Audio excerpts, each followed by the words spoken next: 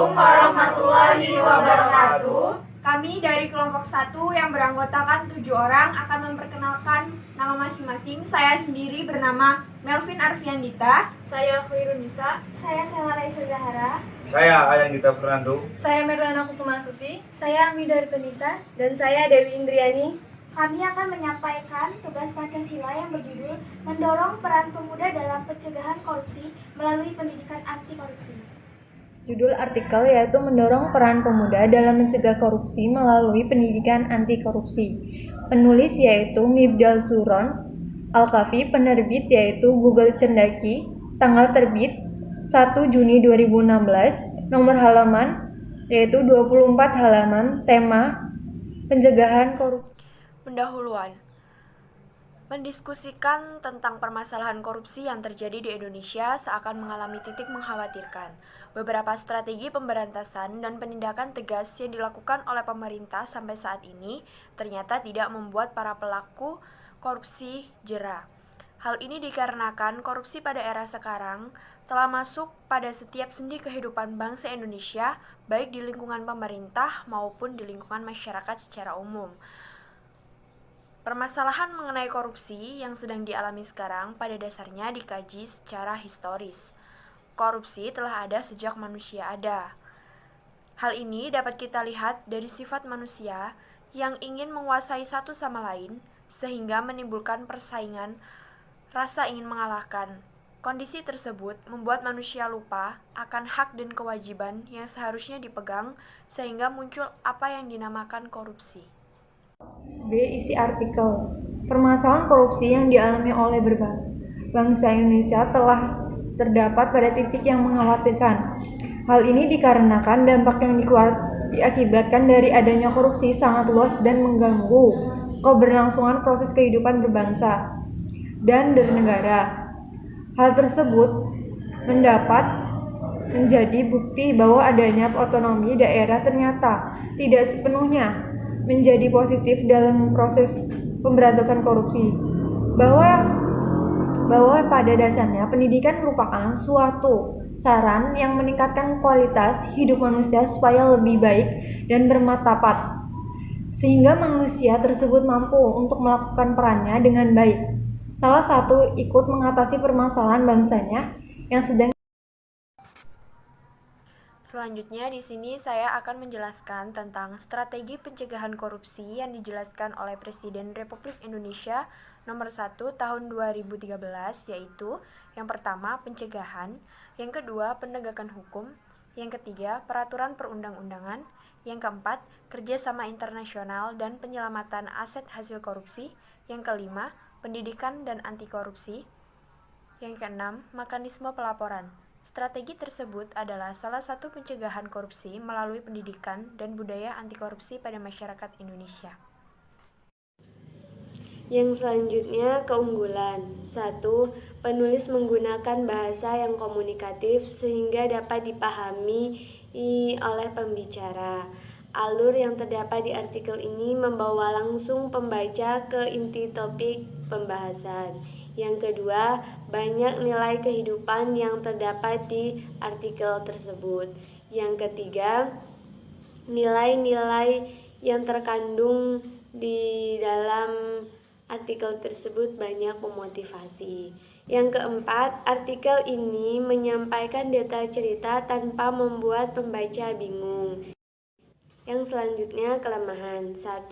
Penulis tidak menyertakan atau menyisipkan gambar pada setiap penjelasan yang disampaikan.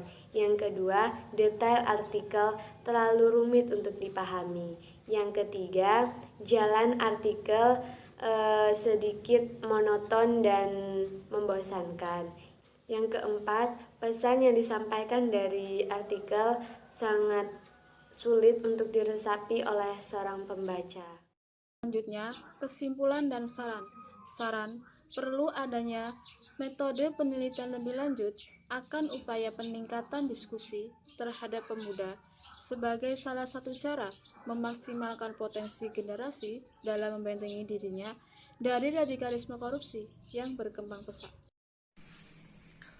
Kesimpulan bahwa permasalahan korupsi yang sedang dihadapi oleh bangsa Indonesia sudah mencapai titik yang mengkhawatirkan. Kejadian korupsi yang sering terjadi seakan menjadi bukti bahwa korupsi merupakan penyakit dengan tingkat stadium yang sudah tinggi dan sulit untuk diobati. Kondisi tersebut bertambah parah ketika masuk era otonomi daerah. Munculnya era otonomi daerah yang diawali dari semangat reformasi seakan terlupakan. Padahal saat itu semangat reformasi muncul karena adanya rasa ingin membersihkan negara ini dari korupsi, kolusi, dan nepotisme KKN, serta dihilangkannya praktek kekuasaan yang absolut. Untuk menghindari praktek KKN tersebut, upaya mendorong pemuda dengan memberikan bekal terbaik akan memunculkan sebuah dampak yang luar biasa dalam proses pemberantasan korupsi, sehingga proses membersihkan Indonesia dari permasalahan korupsi bisa berwujud dengan baik.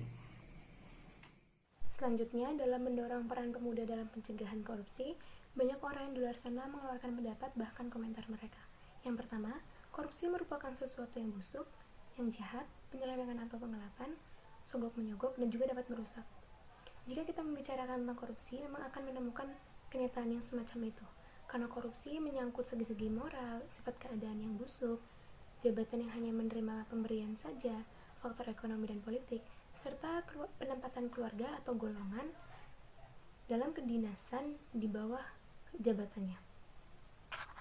Selanjutnya, yang kedua, korupsi harus diproses sesuai dengan hukuman yang berlaku di Indonesia.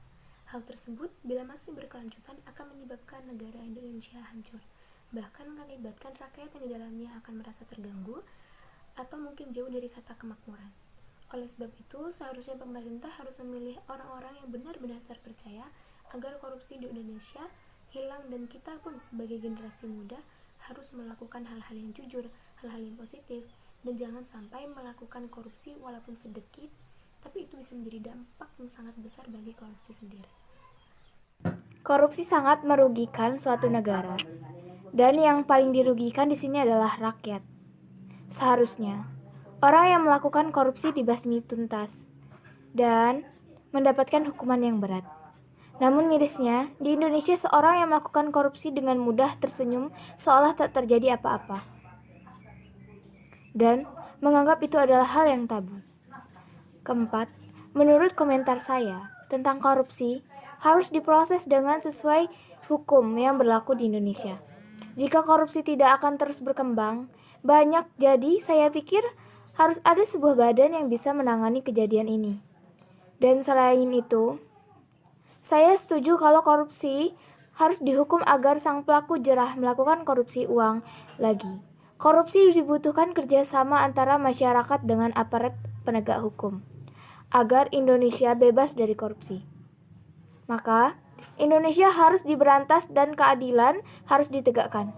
Saya yakin Indonesia akan lebih maju dan kehidupan rakyatnya terjamin, dan tidak ada lagi rakyat yang merasa haknya direbut. Jika korupsi tiada, Indonesia akan hidup aman, nyaman, tentram, sejahtera, dan makmur serta damai.